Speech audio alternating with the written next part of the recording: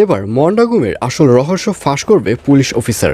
বিস্তারিত জানতে সম্পূর্ণ ভিডিওটি দেখতে থাকুন। আসসালামু আলাইকুম প্রিয় দর্শক, সবার কি অবস্থা? হাজির হয়ে গেলাম দীপ্ত টিভির নিবেদিত মাসাবির জন্য নাটকের 1069তম পর্বে কী সব ঘটতে চলছে তার অগ্রিম খবর নিয়ে। এই পর্বটি কেউ মিস করবে না, কারণ এই পর্বে আপনারা দেখতে পারবেন মনিকে দেখা যাবে সে মন্টুর কাছ থেকে যখন জানতে পারবে যে মন্ডাকে কোথাও খুঁজে পাওয়া যাচ্ছে না, তখন মনি বলবে যে এই মুহূর্তে আমাদের পুলিশের কাছে এই ব্যাপারটি বলা উচিত। এবং তারা যখন পুলিশ নিয়ে এই ধরনের কথোপকথন করতে থাকবে, ঠিক তখনই পেছন থেকে পুলিশকে আসতে দেখা যাবে এবং পুলিশ দেখে মনির অনেক ভালো লাগবে। মনি বলবে, আপনারা এসেছেন, ভালোই হয়েছে, আমি চেয়েছিলাম আপনাদের কাছেই যেতে। আর এই কথা শুনে মন্টু বলবে, হ্যাঁ হ্যাঁ, মনি তো ঠিকই বলেছে, আমরাও চেয়েছি যে এখনই আপনাদের কাছে চলে যাব।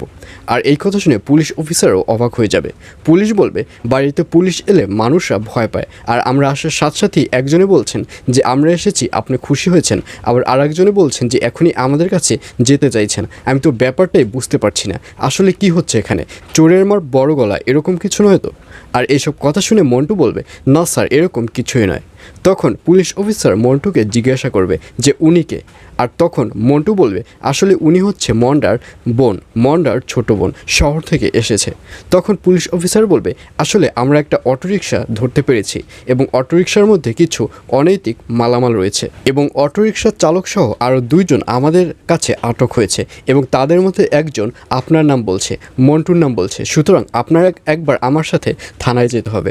আর এইসব কথা শুনে মন্টুকে দেখা যাবে সে অনেক বেশি ভয় পেয়ে যাবে, কিন্তু এই ব্যাপারটি সে পুলিশ এবং মনির সামনে প্রকাশ করবে না। মন্টু বলবে, ও আচ্ছা এই কথা, চলুন তাহলে এখনই যাই।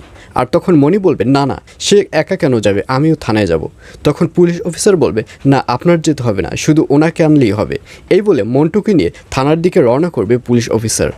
আর অন্যদিকে দিলারা বেগমকে দেখা যাবে তার প্ল্যান এবার সাকসেস হতে চলছে, অর্থাৎ দিলারা বেগমও এবার আয়নের সামনে রুনাকে পাগল প্রমাণিত করবে এবং দিলারা বেগম আয়নকে বলবে খুব তাড়াতাড়ি রুনাকে পাগলা গারদে ভর্তি করাতে হবে, তবে কোন গারদে ভর্তি করাটা ভালো হবে সেটা একটু আমাকে সাজেস্ট করো।